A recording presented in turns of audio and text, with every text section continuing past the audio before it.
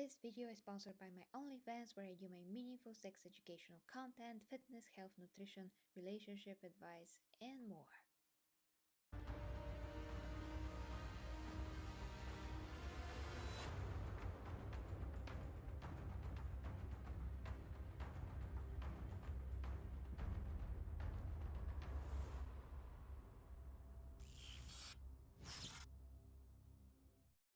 And hey guys, and welcome to this live review of the third episode. We are at episode 3 now of Blacktalon, and this time the episode is called Murder. If you missed my other two reviews of episode 1 and 2, you can see them there on the channel. And actually, because this is live, I just reviewed episode 2. So episode 3, guys, Murder. As I mentioned before, this is one of the best drawn and animated shows of Warhammer thus far, although being Warhammer Fantasy Age of Sigmar. And episode 1 was the best so far, so this stands as well right here. Why you have to watch my review, and you also have to watch episode 2 review, in which I elaborate some more on episode 2, of course, and why 1 is still best. So 1, yeah, it's still best. And what this image here, the thumbnail, reminds me of are basically circling harpies. And this time it was a bit similar in terms of narrative to episode 2, because our heroes were supposed to go somewhere and infiltrate and disperse of the queen, so to speak, in one way or another. So yeah, very similar to the previous episode. So that is one thing that kind of like I was like, eh?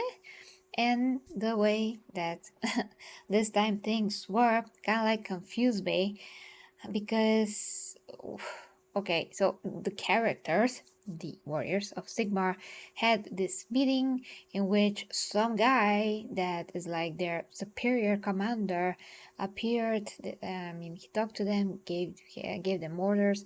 Then I thought that this older guy from the previous episode, he was the thumbnail, that he is like the leader, but no, it is this other guy. And although they're like, warriors of Sigmar, and this should tell us that they're, the good guys, how they go about things don't seem like there are sometimes. So basically, this episode is called Murder because it raises the philosophical question of what is war and what is murder. I mean, what is the difference between the two? And the difference, basically, according to the episode, is that murder is when you are lost, and when it's war is when totally forgot by this point. I mean, that is how that's kind of the point. That is how this episode is, and that is how this story telling style of Blacktalon is. It's a bit confusing. It's not really fleshed out, is not really well explained. It is not showcased what it's trying to say. That is it. I mean, there's so many ways to show something, to have a message, to tell it, but here it's not clear. If I was a younger child, or if I was like I am now, I'm still pretty confused by the way that they did this. I mean, okay, let's say that, murder is, well, yeah, when you are lost, and when uh, and when it's war, it's not murder because you have a particular goal in mind. So basically, the goal justifies the fact that you are waging war.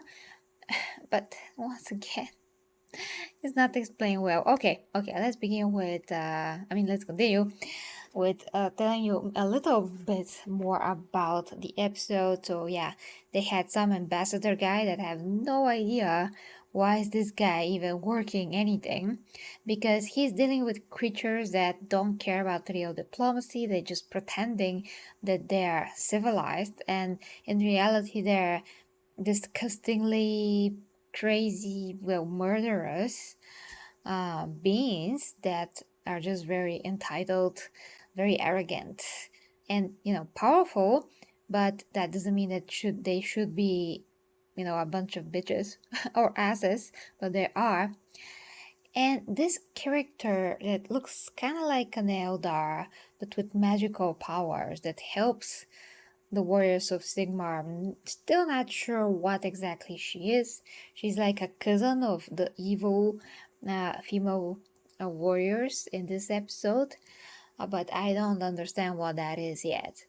Maybe the show should have made a bit more clear, at least to me, what is she, just a bit more, so it can let people know, people that are not that much in the Warhammer Fantasy slash Sigmar age lore, because after all, you can be a 40k fan and maybe, just maybe, you want to get into fantasy and Age of Sigmar and you cannot read everything. So why not for GW to make a bit more effort to explain the world, just a bit more on some of the characters at least, and not just throw us in there without absolutely any explanation about some of these characters, types of characters, all of that.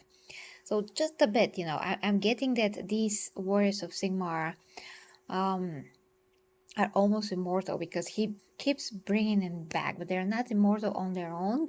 They die like flies, and I don't know why the heck they have this golden armor, because in this episode we can see how at least one of them, one of the biggest guys actually, gets wounded in the back, and then that this was never mentioned, although the wound, I mean the way that he was hurt, stabbed, looked pretty freaking serious, at least from the side, but then he was like, I'm fine.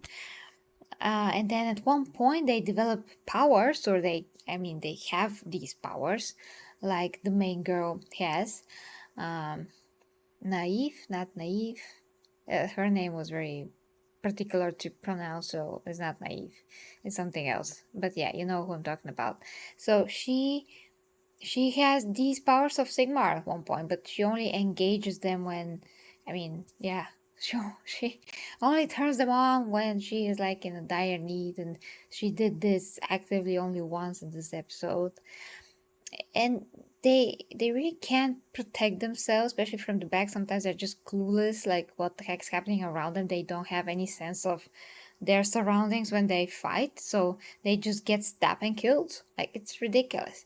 So they have to think about something. I mean, the writing should be better, so these warriors should seem very competent, badass, and fearsome. And not like, oh, these guys in golden armor that can do some badass things from time to time, but the rest of the time they get killed on every freaking single mission. Damn it. And it's well, yeah, it's ridiculous. And this time we had an excuse, because they were in this in these lands where the sky is eclipsed by all of those red clouds. That Sigmar, freaking god Sigmar, he's a god, and like a real god. Not, there's no speculation about his godhood like the Emperor of Mankind 40k. So he is a real god, and he cannot like spread the clouds. No, he cannot. Okay, like blew some wind on there. No, I guess he can, and he cannot basically revive his warriors this way. But then at the end of the episode, let's say that it was very needed for him to take one of those warriors so he can, bring them back later, and he can take them if, you bring this person of need like a bit more higher up, I guess, where the clouds are still eclipsed the sky. Jesus. But I guess that's possible. But then again, that character has still not returned in the same episode, or we don't know if that character will return. So it kind of like does not make any sense. If he can take this character, as always, he takes any of his warriors that are dead, then why not restore them and return them? Just doesn't make any freaking sense. So yeah, this show needs better writing. To better have more context, of course, of what I'm saying. You do have to watch my previous 2 reviews because there's a lot there to say. So It's an interesting premise, but there are just a lot of things that, they're not shown in a very good way in terms of the pacing of the episode, how everything happens, like all of a sudden. We are like at the end of the episode, already is the climax of the episode, and this really happens so fast. And it's just, we're not there yet with the characters. And when everything happens, they're trying to make it a bit shocking. Then these surprises with the powers. But this is not how you do an episode of anything. Those things, the way that they happen, they just don't happen this way.